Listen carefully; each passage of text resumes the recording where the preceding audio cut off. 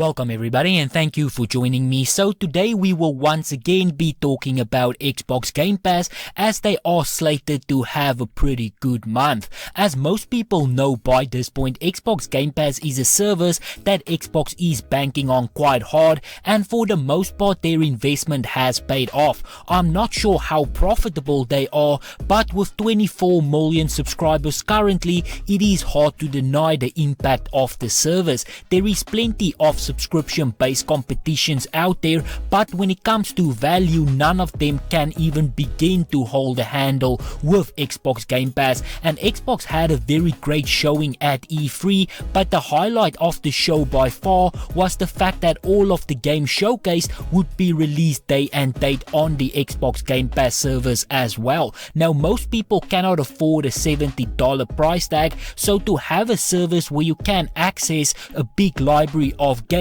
does go a long way to assist those gamers who might be on a budget. But be that as it may, as I have said, the next 30 days is slated to be quite good for Xbox. VG247 did a great job putting everything together, and as you can see on this list, there is some great games coming. They have Cris Tales Microsoft Flight Simulator for console, The Ascent, Hades and Psychonauts 2. The article points out you might look at that list and think, well, there is nothing big here, and you are kind of right, but just look at it again and consider the quality hopefully in that list of games. Cris Tales is an absolute gorgeous looking indie love letter to classic JRPGs. Early reviews are strong, making this a brilliant get for Game Pass. Last Stop is a sci-fi body swapping adventure from the developers of indie hit Virginia, and it looks like a perfect addition for Xbox Game Pass.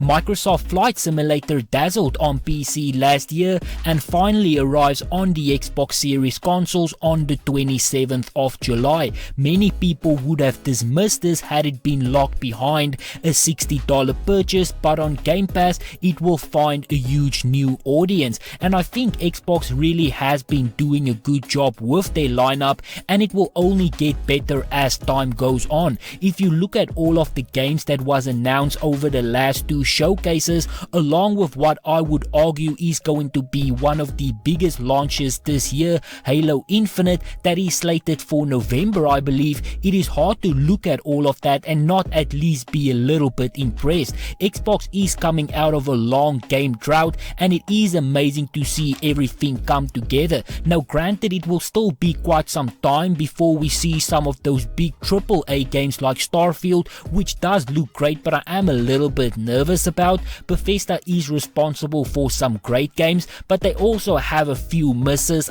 Unfortunately, those misses oftentimes has nothing to do with the actual gameplay, but rather with the state of the game itself. Now granted, they also always manage to pull it together, so I think this is one where we're just gonna have to wait and see. Perfect Dark and Fable are two games that I'm also really excited for. I think they are far off by this point, but the future still looks bright. Forza Horizon 5 and Stalker 2 are also games that many people are excited for. Forza has been a staple for Xbox for quite some time now, and I have kind of grown used to a new Forza game every generation. So far I really like what I see with the game. I had a blast with Forza Horizon 4, and I have no doubt that 5 will be just as great. Overall, I think not only the next month but the next year will be great for Game Pass, and there has never been a better time to try out an Xbox Game Pass subscription. But on that note, this is where I'm going to end it. So if you enjoyed this video, be sure to hit that like button.